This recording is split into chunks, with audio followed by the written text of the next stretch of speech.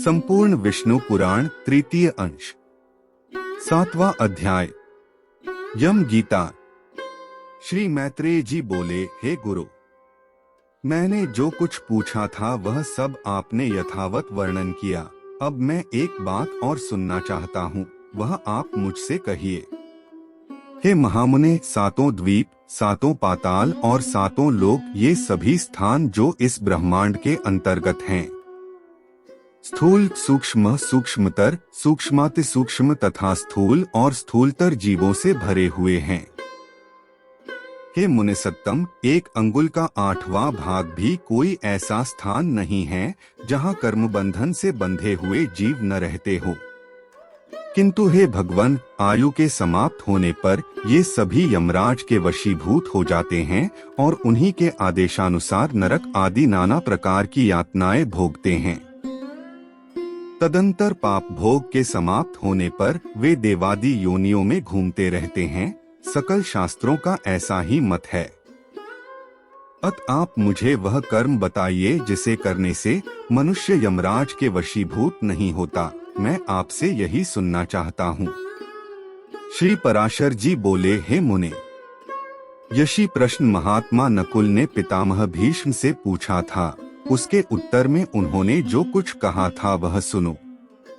भीष्म जी ने कहा, हे वत्स, पूर्व काल में मेरे पास एक कलिंग देशीय ब्राह्मण मित्र आया और मुझसे बोला। मी पूछने पर एक जातिस्मर मुनि ने बतलाया था कि ये सब बातें अमुक अमुक प्रकार ही होगी। हे वत्स, उस बुद्धिमान ने जो जो बातें जिस जिस प्रकार होने को कही थीं वे सब ज्यों की त्यों हुई। इस प्रकार उसमें श्रद्धा हो जाने से मैंने उससे फिर कुछ और भी प्रश्न किए और उनके उत्तर में उस द्विजश्रेष्ठ ने जो जो बातें बतलाई उनके विपरीत मैंने कभी कुछ नहीं देखा। एक दिन जो बात तुम मुझसे पूछते हो वही मैंने उस कालिंग ब्राह्मण से पूछी। उस समय उसने उस मुनि के वचनों को याद करके कहा कि उस जातिस्मर ब्राह्मण ने यम और उनके दूतों के बीच में जो संवाद हुआ था वह अति गूढ़ रहस्य मुझे सुनाया था। कालिंग बोला, वही मैं तुमसे कहता हूँ। अपने अनुचर को हाथ में पाश लिए देखकर यमराज ने उसके कान में कहा, भगवान मधुसूदन के शरणागत व्यक्तियों को छोड़ देना, क्योंकि मैं वैष्णवों से अतिरिक्त और सब मनुष्यों का ही स्वामी हूँ। देवपूज्य विधाता ने मुझे यम नाम से लोगों के पाप पुण्य का विचार करने के लिए नियुक्त किया है। मैं अपने गुरु श्री हरि के वशीभूत हूँ, स्वतंत्र नहीं हूँ। भगवान विष्णु मेरा भी नियंत्रण करने में समर्थ हैं। जिस प्रकार सुवर्ण भेद रहित और एक होकर भी कटक, मुकुट तथा कर्णिका आदि के भेद से नाना रूप प्रतीत होता है, उसी प्रकार एक ही हरि का देवता, मनुष्य और पशु आदि नानाविध कल्पनाओं से निर्देश किया जाता है। जिस प्रकार वायु के शांत होने पर उसमें उड़ते हुए परमाणु पृथ्वी से मिलकर एक हो जाते हैं, उसी प्रकार गुणक्षोम से उत्पन्न हुए समस्त देवता, मनुष्य और पशु आदि उस सनातन परमात्मा से लीन हो जाते हैं। जो भगवान के सुरवर वंदित चरण कमलों की परमार्थ बुद्धि से वंदना करता है, घृताहुति से प्रज्वलित अग्नि के समान समस्त पाप बंधन से मुक्त हुए उस पुरुष को तुम दुर्ही से छोड़कर निकल जाना। यमराज के ऐसे वचन सुनकर पाशहस्त यमदूत ने उनसे पूछा, प्रभो, सबके विधाता भगवान हरि का भक्त कैसा होता है, यह आप मुझसे कहिए। यमराज बोले, जो पुरुष अपने वर्णधर्म से विचलित नहीं होता, अपने सुहृद और विपक्षियों के प्रति समान भाव रखता है, किसी का द्रव्य हरण नहीं करता तथा किसी जीव की हिंसा नहीं करता, उस अत्यंत रागादिशून्य और निर्मलचित व्यक्ति को भगवान विष्णु का भक्त जानो। जिस निर्मलमति का चित्त कलिकल्मषरूप मल से मलिन नहीं हुआ और जिसने अपने हृदय में श्री जनार्दन को बसाया हुआ है, उस मनुष्य को भगवान का अतीव भक्त समझो। जो एकांत में पड़े हुए दूसरे के सोने को देखकर भी उसे अपनी बुद्धि द्वारा तृण के समान समझता है और निरंतर भगवान का अनन्य भाव से चिंतन करता है, उस नरश्रेष्ठ को विष्णु का भक्त जानो। कहा तो स्फटिकागिरी शिला के समान अति निर्मल भगवान विष्णु और कहा मनुष्यों के चित्त में रहने वाले रागद्वेषादि दोष। हिमकर चंद्रमा के किरण जाल में अग्नितेज की उष्णता कभी नहीं रह सकती है। जो व्यक्ति निर्मल चित्त, मात्सर्यरहित, प्रशांत, शुद्ध चरित्र, समस्त जीवों का सुहृद, प्रिय और हितवादी तथा अभिमान एवं माया से रहित होता है, उसके हृदय में भगवान वासुदेव सर्वदा विराजमान रहते हैं।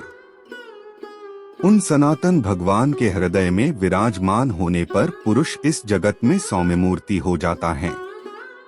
जिस प्रकार नवीन शाल वृक्ष अपने सौंदर्य से ही भीतर भरे हुए अति सुंदर पार्थिव रस को बतला देता है। हे दूत, यम और नियम के द्वारा जिनकी पापराशि दूर हो गई है, जिनका हृदय निरंतर श्री अच्युत में ही आसक्त रहता है तथा जिनमें गर्व, अभिमान और मात्सर्य का लेश भी नहीं रहा है, उन मनुष्यों को तुम दूर ही से त्याग देना। यदि खड्ग, शंख और गदाधारी अव्ययात्मा भगवान हरि हृदय में विराजमान हैं, तो उन पापनाशक भगवान के द्वारा उसके सभी पाप नष्ट हो जाते हैं। सूर्य के रहते हुए भला अंधकार कैसे ठहर सकता है? जो पुरुष दूसरों का धन हरण करता है, जीवों की हिंसा करता है तथा मिथ्या और कटु भाषण करता है, उस अशुभ कर्मोन्मत्त दुष्ट बुद्धि के हृदय में भगवान अनंत नहीं टिक सकते। जो कुंती दूसरों के वैभव को नहीं देख सकता, जो दूसरों की निंदा करता है, साधु जनों का अपकार करता है तथा न तो श्री विष्णु भगवान की पूजा करता है और न दान देता है, उस अधम के हृदय में श्री जनार्दन का निवास कभी नहीं हो सकता। जो दुष्ट बुद्धि अपने परम सुहृद, बंधु बांधव, स्त्री, पुत्र, कन्या, पिता तथा भृत्य वर्ग के प्रति अर्थ तृष्णा प्रकट करता है, उस पापाचारी को भगवान का भक्त मत समझो। जो दुर्बुद्धि पुरुष असत कर्मों में लगा रहता है, नीच पुरुषों के आचार और उन्हीं के संग में उन्मत्त रहता है तथा नित्य प्रति पापमय कर्म बंधन से ही बंधता जाता है, वह मनुष्य रूप पशु ही है। वह भगवान वासुदेव का भक्त नहीं हो सकता। यह सकल प्रपंच और मैं एक परम पुरुष परमेश्वर वासुदेव ही है। हृदय में भगवान अनंत के स्थित होने से जिनकी ऐसी स्थिर बुद्धि हो गई हो, उन्हें तुम दूर ही से छोड़कर चले जाना। हे कमलनयन, हे वासुदेव, हे विष्णु, हे धरणिधर, हे अच्युत, हे शंख चक्र पाणे, आप हमें शरण दीजिए। जो लोग इस प्रकार पुकारते हों, उन निष्पाप व्यक्तियों को तुम दूर से ही त्याग देना। जिस पुरुष श्रेष्ठ के अंतःकरण में वे अव्ययात्मा भगवान विराजते हैं, उसका जहाँ तक दृष्टिपात होता है, वहाँ तक भगवान के चक्र के प्रभाव से अपने बलवीर्य नष्ट हो जाने के कारण तुम्हारी अथवा मेरी गति नहीं हो सकती। वह महापुरुष तो अन्य वैकुंठादि लोकों का पात्र है। कालिंग बोला, हे कुरुवर, अपने दूत को शिक्षा देने के लिए सूर्यपुत्र धर्मराज ने उससे इस प्रकार कहा। मुझसे यह प्रसंग उस जातिस्मर मुनि ने कहा था और मैंने यह संपूर्ण कथा तुमको सुना दी है। श्री भीष्म जी बोले, हे नकुल, पूर्व काल में कलिंग देश में आए हुए उस महात्मा ब्राह्मण ने प्रसन्न होकर मुझे यह सब विषय सुनाया था। हे वत्स, वही संपूर्ण वृतांत जिस प्रकार इस संसार में एक विष्णु भगवान को छोड़कर जीव का और कोई भी रक्षक नहीं है, मैंने ज्यों का त्यों तुम्हें सुना दिया। जिसका हृदय निरंतर भगवत परायण रहता है, उसका यम, यमदूत, यमपाश, यमदंड अथवा यमयातना कुछ भी नहीं बिगाड़ सकते। संपूर्ण विष्णु पुराण, तृतीय अंश, 8वां अध्याय। विष्णु भगवान की आराधना और चातुर्वर्ण्य धर्म का वर्णन। श्री मैत्रेय जी बोले, हे भगवान, जो लोग संसार को जीतना चाहते हैं, वे जिस प्रकार जगतपति भगवान विष्णु की उपासना करते हैं, वह वर्णन कीजिए। और हे महामुने, उन गोविंद की आराधना करने पर आराधन प्रायण पुरुषों को जो फल मिलता है, वह भी मैं सुनना चाहता हूँ। श्री पराशर जी बोले, हे मैत्रेय, तुम जो कुछ पूछते हो यही बात महात्मा सगर ने औरव से पूछी थी। उसके उत्तर में उन्होंने जो कुछ कहा वह मैं तुमको सुनाता हूँ, श्रवण करो। हे मुनिश्रेष्ठ, सगर ने भृगुवंशी महात्मा औरव को प्रणाम करके उनसे भगवान विष्णु की आराधना के उपाय और विष्णु की उपासना करने से मनुष्य को जो फल मिलता है उसके विषय में पूछा था। उनके पूछने पर औरव ने यत्न पूर्वक जो कुछ कहा था वह सब सुनो। औरव बोले, भगवान विष्णु की आराधना करने से मनुष्य भूमंडल संबंधी समस्त मनोरथ, स्वर्ग से भी श्रेष्ठ ब्रह्म पद और परम निर्वाण पद भी प्राप्त कर लेता है। हे राजेंद्र, वह जिस जिस फल की जितनी जितनी इच्छा करता है, अल्प हो या अधिक, श्री अच्युत की आराधना से निश्चय ही यह सब प्राप्त कर लेता है। और हे भूपाल, तुमने जो पूछा कि श्री हरि की आराधना किस प्रकार की जाए, सो सब मैं तुमसे कहता हूँ, सावधान होकर सुनो। जो पुरुष वर्णाश्रम धर्म का पालन करने वाला है वही परम पुरुष विष्णु की आराधना कर सकता है। उनको संतुष्ट करने का और कोई मार्ग नहीं है। हे नृप, यज्ञों का यजन करने वाला पुरुष यन विष्णु ही का यजन करता है, जप करने वाला उन्हीं का जप करता है और दूसरों की हिंसा करने वाला उन्हीं की हिंसा करता है, क्योंकि भगवान हरि सर्वभूतमय है। अत सदाचार युक्त पुरुष अपने वर्ण के लिए विहित धर्म का आचरण करते हुए श्री जनार्दन ही की उपासना करता है। हे पृथ्वीपते, ब्राह्मण, क्षत्रिय, वैश्य और शूद्र अपने अपने धर्म का पालन करते हुए ही विष्णु की आराधना करते हैं, अन्य प्रकार से नहीं। जो पुरुष दूसरों की निंदा, चुगली अथवा मिथ्या भाषण नहीं करता तथा ऐसा वचन भी नहीं बोलता जिससे दूसरों को खेद हो, उससे निश्चय ही भगवान केशव प्रसन्न रहते हैं। हे राजन, जो पुरुष दूसरों की स्त्री, धन और हिंसा में रुचि नहीं करता, उससे सर्वदा ही भगवान केशव संतुष्ट रहते हैं। हे नरेंद्र, जो मनुष्य किसी प्राणी अथवा वृक्षादि अन्य देहधारियों को पीड़ित अथवा नष्ट नहीं करता, उससे श्री केशव संतुष्ट रहते हैं। जो पुरुष देवता, ब्राह्मण और गुरुजनों की सेवा में सदा तत्पर रहता ही, हे नरेश्वर, उससे गोविंद सदा प्रसन्न रहते हैं। जो व्यक्ति स्वयं अपने और अपने पुत्रों के समान ही समस्त प्राणियों का भी हितचिंतक होता है, वह सुगमता से ही श्री हरि को प्रसन्न कर लेता है। हे नृप, जिसका चित्त रागादि दोषों से दूषित नहीं है, उस विशुद्ध चित्त पुरुष से भगवान विष्णु सदा संतुष्ट रहते हैं। हे नृपश्रेष्ठ, शास्त्रों में जो वर्णाश्रम धर्म कहे हैं, उनका ही आचरण करके पुरुष विष्णु की आराधना कर सकता है और किसी प्रकार नहीं। सगर बोले, हे द्विजश्रेष्ठ, अब मैं संपूर्ण वर्ण धर्म और आश्रम धर्मों को सुनना चाहता हूँ, कृपा करके वर्णन कीजिए।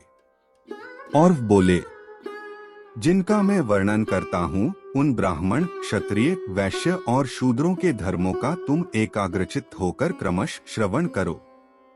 ब्राह्मण का कर्तव्य है कि दान दे, यज्ञों द्वारा देवताओं का यजन करें, स्वाध्यायशील हो, नित्य स्नान तर्पण करें और अग्न्याधान आदि कर्म करता रहे। ब्राह्मण को उचित है कि वृत्ति के लिए दूसरों से यज्ञ करावे, औरों को पढ़ावे और न्यायोपार्जित शुद्ध धन में से न्यायानुकूल द्रव्य संग्रह करे। ब्राह्मण को कभी किसी का अहित नहीं करना चाहिए और सर्वदा समस्त प्राणियों के हित में तत्पर रहना चाहिए। संपूर्ण प्राणियों में मैत्री रखना ही ब्राह्मण का परम धन है। पत्थर में और पराये रत्न में ब्राह्मण को समान बुद्धि रखनी चाहिए। हे राजन, पत्नी के विषय में ऋतुगामी होना ही ब्राह्मण के लिए प्रशंसनीय कर्म है। क्षत्रिय को उचित है कि ब्राह्मणों को यथेच्छ दान दे, विविध यज्ञों का अनुष्ठान करे और अध्ययन करे। शस्त्र धारण करना और पृथ्वी की रक्षा करना ही क्षत्रिय की उत्तम आजीविका है। इनमें भी पृथ्वी पालन ही उत्कृष्टतर है। पृथ्वी पालन से ही राजा लोग कृतकृत्य हो जाते हैं, क्योंकि पृथ्वी में होने वाले यज्ञादि कर्मों का अंश राजा को मिलता है। जो राजा अपने वर्ण धर्म को स्थिर रखता है वह दुष्टों को दंड देने और साधुजनों का पालन करने से अपने अभीष्ट लोकों को प्राप्त कर लेता है।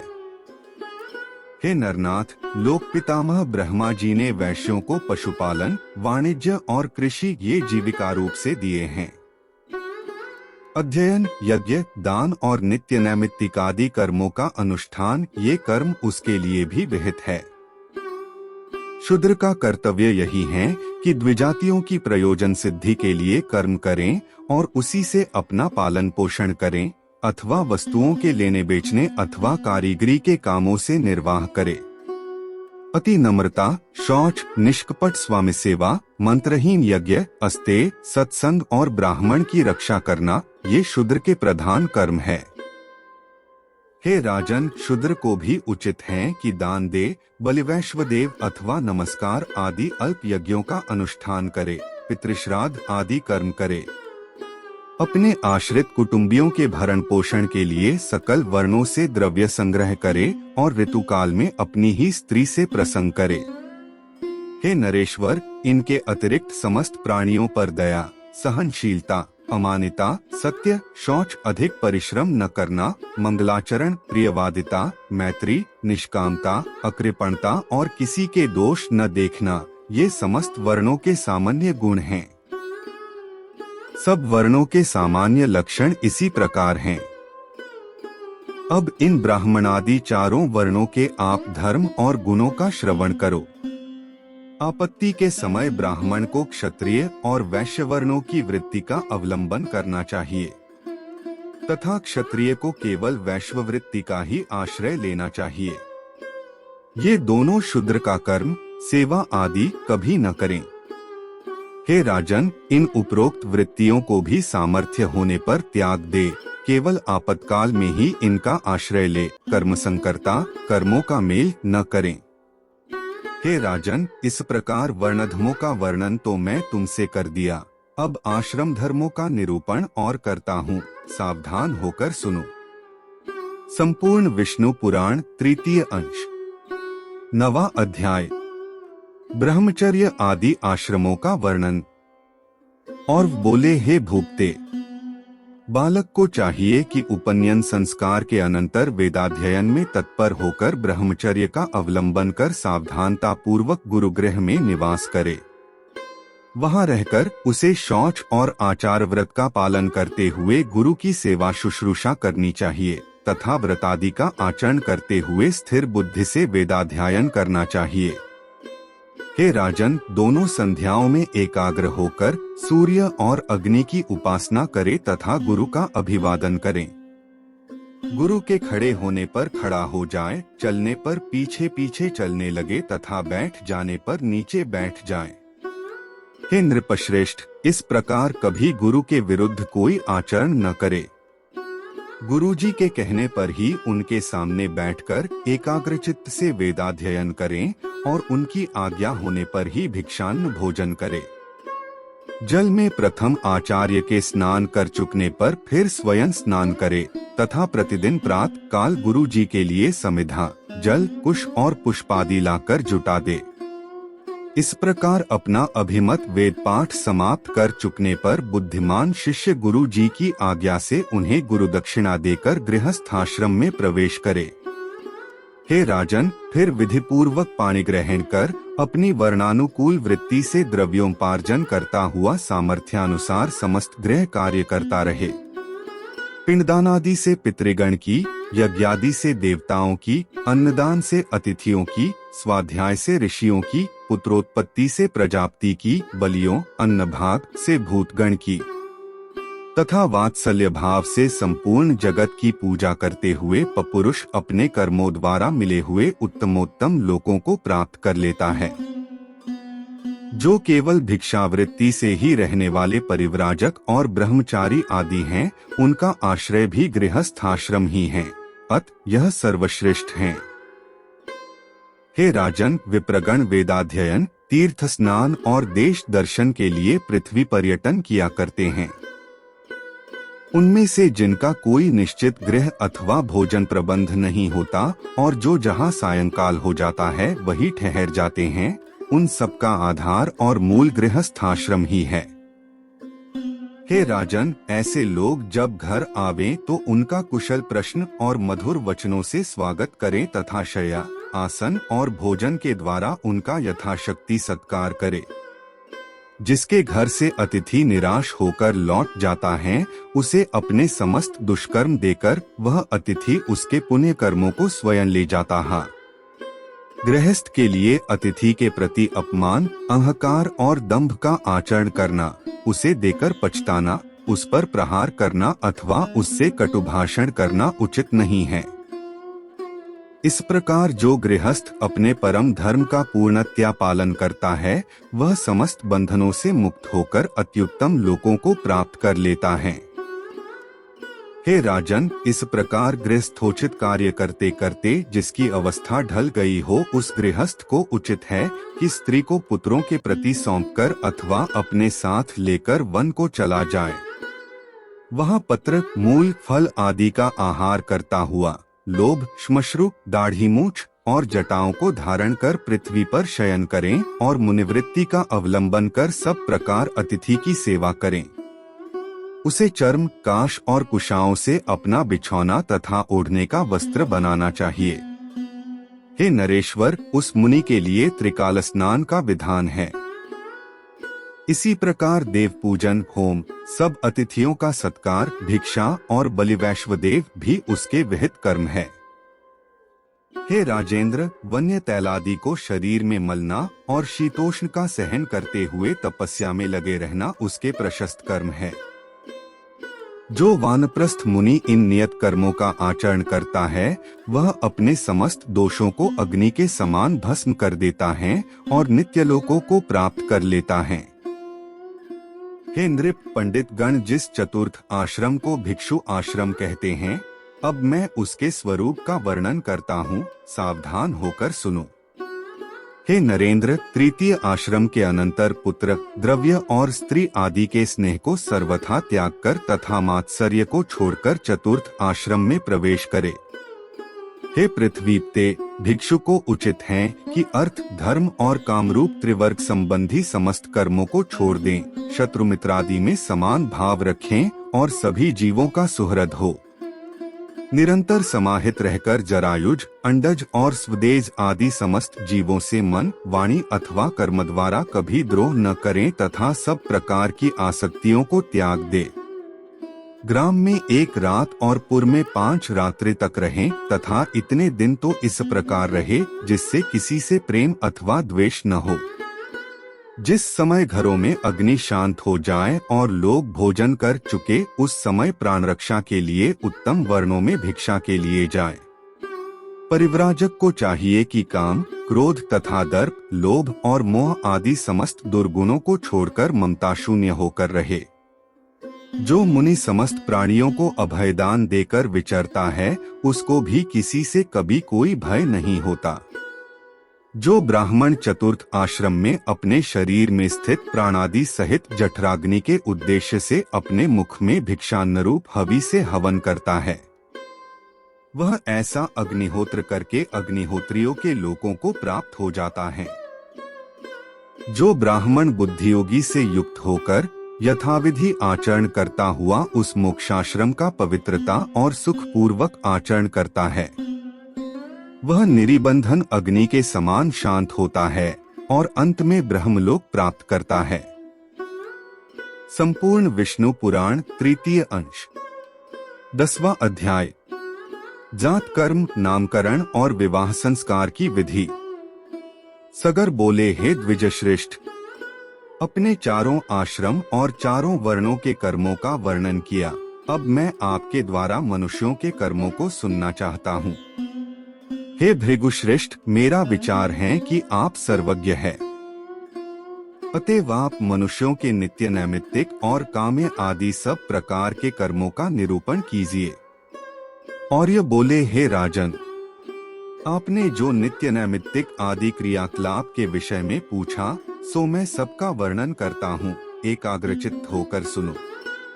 पुत्र के उत्पन्न होने पर पिता को चाहिए कि उसके जात कर्म आदि सकल क्रियाकांड और आभ्युद्यिक श्राद्ध करे। हे नरेश्वर, पूर्वाभिमुख बिठाकर युग्म ब्राह्मणों को भोजन करावे तथा द्विजातियों के व्यवहार के अनुसार देव और पितृपक्ष की तृप्ति के लिए श्राद्ध करे। और हे राजन, प्रसन्नता पूर्वक देवतीर्थ अंगुलियों के अग्रभाग द्वारा नांदी मुख पितृगण को दही, जौ और बद्रीफल मिलाकर बनाए हुए पिंड दे, अथवा प्राजापत्य तीर्थ कनिष्ठिका के मूल द्वारा संपूर्ण उपचार द्रव्यों का दान करें। इसी प्रकार कन्या अथवा पुत्रों के विवाह आदि समस्त वृद्धि कालों में भी करे।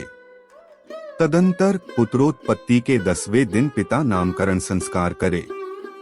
पुरुष का नाम पुरुषवाचक होना चाहिए, उसके पूर्व में देववाचक शब्द हो तथा पीछे शर्मा, वर्मा आदि होने चाहिए। ब्राह्मण के नाम के अंत में शर्मा, क्षत्रिय के अंत में वर्मा तथा वैश्य और शूद्रों के नामांत में क्रमश गुप्त और दास शब्दों का प्रयोग करना चाहिए। नाम अर्थहीन, अविहित, अपशब्दयुक्त, अमांगलिक और निंदनीय न होना चाहिए तथा उसके अक्षर समान होने चाहिए। अति दीर्घ, अति लघु अथवा कठिन अक्षरों से युक्त नाम न रखे। जो सुखपूर्वक उच्चारण किया जा सके और जिसके पीछे के वर्ण लघु हो, ऐसे नाम का व्यवहार करे। तदंतर उपनयन संस्कार हो जाने पर गुरुगृह में रहकर विधिपूर्वक विद्याध्ययन करे। हे भूपाल, फिर विद्याध्ययन कर चुकने पर गुरु को दक्षिणा देकर यदि गृहस्थ आश्रम में प्रवेश करने की इच्छा हो तो विवाह कर ले। यह दृढ़ संकल्प पूर्वक नैष्ठिक ब्रह्मचर्य ग्रहण कर गुरु अथवा गुरुपुत्रों की सेवा शुश्रूषा करता रहे, अथवा अपनी इच्छानुसार वानप्रस्थ या संन्यास ग्रहण कर ले। हे राजन, पहले जैसा संकल्प किया हो वैसा ही करे। यदि विवाह करना हो तो अपने से तृतीयांश अवस्था वाली कन्या से विवाह करे तथा अधिक या अल्प केश वाली अथवा अति सावली या पांडुवर्णा, भूरे रंग की स्त्री से संबंध न करे। जिसके जन्म से ही अधिक या न्यून अंग हो, जो अपवित्र, रोमयुक्त, अकुलीना अथवा रोगिणी हो, उस स्त्री से पाणिग्रहण न करे। बुद्धिमान पुरुष को उचित है कि जो दुष्ट स्वभाव वाली हो, कटुभाषिणी हो, माता अथवा पिता के अनुसार अंगहीना हो, जिसके श्मश्रु मूछों के चिन्ह हो, जो पुरुष के से आकार वाली हो अथवा घर घर शब्द करने वाले अतिमंद या गोल नेत्रों वाली हो, उस स्त्री से विवाह न करे। जिसकी जंघाओं पर रोम हो, जिसके गल्फ ऊंचे हों तथा हंसते समय जिसके कपोलों में गड्ढे पड़ते हों, उस कन्या से विवाह न करे। जिसकी कांति अत्यंत उदासीन न हो, नख पांडु वर्ण हो, नेत्र लाल हो तथा हाथ पैर कुछ भारी हो, बुद्धिमान पुरुष उस कन्या से संबंध न करे। जो अति वामन अथवा अति दीर्घ हो, जिसकी भ्रुकुटियां जुड़ी हुई हो, जिसके दांतों में अधिक अंतर हो तथा जो दंतुर, अंगों को दांत निकले हुए, मुख वाली हो, उस स्त्री से कभी विवाह न करे। हे राजन, मातृपक्ष से 5वीं पीढ़ी तक और पितृपक्ष से 7वीं पीढ़ी तक जिस कन्या का संबंध न हो, गृहस्थ पुरुष को नियमानुसार उसी से विवाह करना चाहिए। ब्राह्य, दैव, आर्ष, प्राजापत्य, आसुर, गांधर्व, राक्षस और पैशाच, ये 8 प्रकार के विवाह है। इनमें से जिस विवाह को जिस वर्ण के लिए महर्षियों ने धर्मानुकूल कहा है, उसी के द्वारा दार परिग्रह करे, अन्य विधियों को छोड़ दे। इस प्रकार सहधर्मिणी को प्राप्त कर उसके साथ गार्हस्थ्य धर्म का पालन करे, क्योंकि उसका पालन करने पर वह महान फल देने वाला होता है। संपूर्ण विष्णु पुराण, 3य अंश, 11वां व 12वां अध्याय। गृहस्थ संबंधी सदाचार का वर्णन। और बोले, गृहस्थ पुरुष को नित्य प्रति देवता, गौ, ब्राह्मण, सिद्धगण, वयोवृद्ध तथा आचार्य की पूजा करनी चाहिए और दोनों समय संध्या वंदन तथा अग्निहोत्रादि कर्म करने चाहिए। गृहस्थ पुरुष सदा ही संयम पूर्वक रहकर बिना कहीं से कटे हुए 2 वस्त्र, उत्तम औषधियां और गारुड़, मरकत आदि विष नष्ट करने वाले रत्न धारण करे। वह केशों को स्वच्छ और चिकना रखे तथा सर्वदा सुगंधयुक्त सुंदर वेश और मनोहर श्वेत पुष्प धारण करें। किसी का थोड़ा सा भी धन हरण न करें और थोड़ा सा भी अप्रिय भाषण न करें। जो मिथ्या हो ऐसा प्रिय वचन भी कभी न बोले और न कभी दूसरों के दोषों को ही कहे। हे पुरुष श्रेष्ठ, दूसरों की स्त्री अथवा दूसरों के साथ वैर करने में कभी रुचि न करे, निंदित सवारी में कभी न चढ़े और नदी तीर की छाया का कभी आश्रय न ले। बुद्धिमान पुरुष लोकविदिष्ट, पतित, उन्मत्त और जिसके बहुत से शत्रु हों ऐसे परपीड़क पुरुषों के साथ तथा कुलटा के स्वामी, शुद्र, मिथ्यावादी, अति व्ययशील, निंदाप्रायण और दुष्ट पुरुषों के साथ कभी मित्रता न करे और न कभी मार्ग में अकेला चले। हे नरेश्वर, जल प्रवाह के वेग में सामने पड़कर स्नान न करे, जलते हुए घर में प्रवेश न करे और वृक्ष की चोटी पर न चढ़े। दांतों को परस्पर न घिसे, नाक को न कुरेदे तथा मुख को बंद लिए हुए जमुहाई न ले और न बंद मुख से खांसे या श्वास करते हुए अधोवायु न छोड़े तथा नखों को न चबावे, तिनका न तोड़े और पृथ्वी पर भी न लिखे। हे प्रभो, विचक्षण पुरुष मुछ दाढ़ी के बालों को न चबावे, दो ढेलों को परस्पर न रगड़े और अपवित्र एवं निंदित नक्षत्रों को न देखे। नग्न परस्त्री को और उदय अथवा अस्त होते हुए सूर्य को न देखे तथा शव और शव गंध से घृणा न करे, क्योंकि शव गंध सोम का अंश है। चौराहा, चैत्य वृक्ष, श्मशान, उपवन और दुष्टा स्त्री की समीपता, इन सब का रात्रि के समय सर्वदा त्याग करे।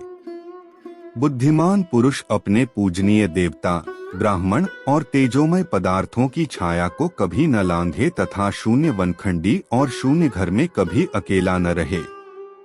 प्राज्ञ पुरुष को चाहिए कि अनार्य व्यक्ति का संग न करे, कुटिल पुरुष में आसक्त न हो, सर्प के पास न जाए और जग पड़ने पर अधिक देर तक लेटा न रहे। हे नरेश्वर, बुद्धिमान पुरुष जागने, सोने, स्नान करने, बैठने, शय्या सेवन करने और व्यायाम करने में अधिक समय न लगावे। हे राजेंद्र, प्राज्ञ पुरुष दांत और सींग वाले पशुओं को, ओस को तथा सामने की वायु और धूप को सर्वदा परित्याग करे। नग्न होकर स्नान, शयन और आचमन न करे तथा केश खोलकर आचमन और देव पूजन न करे। होम तथा देवार्चन आदि क्रियाओं में, आचमन में, पुण्य वाचन में और जप में एक वस्त्र धारण करके प्रवृत्त न हो। संशयशील व्यक्तियों के साथ कभी न रहे। सदाचारी पुरुषों का तो आधे क्षण का संग भी अति प्रशंसनीय होता है। बुद्धिमान पुरुष उत्तम अथवा अधम व्यक्तियों से विरोध न करे। हे राजन, विवाह और विवाद सदा समान व्यक्तियों से ही होना चाहिए। प्राज्ञ पुरुष कलह न बढ़ावे तथा व्यर्थ वैर का भी त्याग करे। थोड़ी सी हानि सह ले, किंतु वैर से कुछ लाभ होता हो तो उसे भी छोड़ दे। स्नान करने के अनंतर स्नान से भीगी हुई धोती अथवा हाथों से शरीर को न पोछे तथा खड़े खड़े केशों को न झाड़े और आचमन भी न करे। पैर के ऊपर पैर न रखे, गुरुजनों के सामने पैर न फैलावे और धृष्टता पूर्वक उनके सामने कभी उच्चासन पर न बैठे। देवालय, चौराहा, मांगलिक द्रव्य और पूज्य व्यक्ति, इन सबको बाईं ओर रखकर न निकले तथा इनके विपरीत वस्तुओं को दाईं ओर रखकर न जाए। चंद्रमा, सूर्य, अग्नि, जल, वायु और पूज्य व्यक्तियों के सम्मुख पंडित पुरुष मल मूत्र त्याग न करे और न थूके ही। खड़े खड़े अथवा मार्ग में मूत्र त्याग न करे तथा श्लेष्मा, थूक, विष्ठा, मूत्र और रक्त को कभी न लांघे। भोजन, देव पूजा, मांगलिक कार्य और जपहोमादि के समय तथा महापुरुषों के सामने थूकना और छींकना उचित नहीं है। बुद्धिमान पुरुष स्त्रियों का अपमान न करे, उनका विश्वास भी न करे तथा उनसे ईर्ष्या और उनका तिरस्कार भी कभी न करे। सदाचार परायण प्राज्ञ व्यक्तियों का अभिवादन किए बिना कभी अपने घर से न निकले। चौराहों को नमस्कार करे, यथा समय अग्निहोत्र करे, दीन दुखियों का उद्धार करे और बहुश्रुत साधु पुरुषों का सत्संग करे। जो पुरुष देवता और ऋषियों की पूजा करता है, पितृगण को पिंडोदक देता है और अतिथि का सत्कार करता है, वह पुण्यलोकों को जाता है। जो व्यक्ति जितेंद्रिय होकर समयानुसार हित, मित और प्रिय भाषण करता है, हे राजन, वह आनंद के हेतुभूत अक्षय लोकों को प्राप्त होता है। बुद्धिमान, लज्जावान, क्षमाशील, आस्तिक और विनयी पुरुष विद्वान और कुलीन पुरुषों के योग्य उत्तम लोकों में जाता है। अकाल मेघ गर्जना के समय, पर्व दिनों पर, अशौच काल में तथा चंद्र और सूर्य ग्रहण के समय बुद्धिमान पुरुष अध्ययन न करे। जो व्यक्ति क्रोधित को शांत करता है, सबका बंधु है, मत्सर शून्य है, भयभीत को सांत्वना देने वाला है और साधु स्वभाव है, उसके लिए स्वर्ग तो बहुत थोड़ा फल है। जिसे शरीर रक्षा की इच्छा हो वह पुरुष वर्षा और धूप में छाता लेकर निकले, रात्रि के समय और वन में दंड लेकर जाए तथा जहाँ कहीं जाना हो सर्वदा जूते पहनकर जाए। बुद्धिमान पुरुष को कमर की ओर, इधर उधर अथवा दूर के पदार्थों को देखते हुए नहीं चलना चाहिए, केवल युगमात्र 4 हाथ पृथ्वी को देखता हुआ चले। जो जितेंद्रिय दोष के समस्त हेतुओं को त्याग देता है, उसके धर्म, अर्थ और काम की थोड़ी सी भी हानि नहीं होती। जो विद्या विनय संपन्न, सदाचारी प्राज्ञ पुरुष पापी के प्रति पापमय व्यवहार नहीं करता, कुटिल पुरुषों से प्रिय भाषण करता है तथा जिसका अंतःकरण मैत्री से द्रवीभूत रहता है, मुक्ति उसकी मुट्ठी में रहती है। जो वितराग महापुरुष कभी काम, क्रोध और लोभादि के वशीभूत नहीं होते तथा सर्वदा सदाचार में स्थित रहते हैं, उनके प्रभाव से ही पृथ्वी टिकी हुई है। अत प्राज्ञ पुरुष को वही सत्य कहना चाहिए जो दूसरों की प्रसन्नता का कारण हो। यदि किसी सत्य वाक्य के कहने से दूसरों को दुख होता हो तो मौन रहे। यदि प्रिय वाक्य को भी अहितकर समझे तो उसे न कहे। उस अवस्था में तो हितकर वाक्य ही कहना अच्छा है, भले ही वह अत्यंत अप्रिय क्यों न हो। जो कार्य इहलोक और परलोक में प्राणियों के हित का साधक हो, मतिमान पुरुष मन, वचन और कर्म से उसी का आचरण करें।